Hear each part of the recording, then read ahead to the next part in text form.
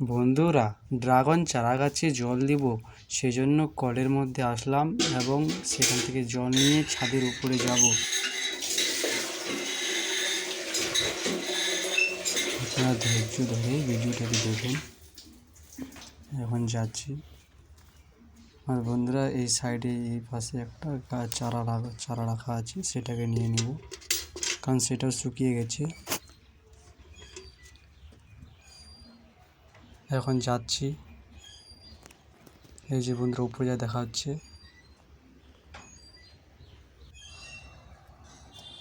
বন্ধুরা এই যে উপরে চলে আসলাম। তারপরে আপনারা দেখতে পাচ্ছেন যে মাটি ফেটে গেছে, গাছের গোড়ায় জল দিতে হবে, নাহলে মাটি আরও ফাটিয়ে যাবে।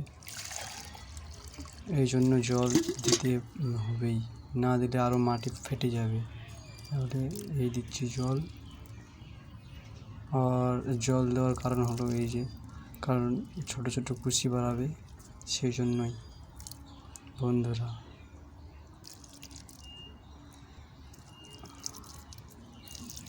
তাহলে আপনারা ভিডিওটাকে ওয়াচ করুন এবং দেখুন।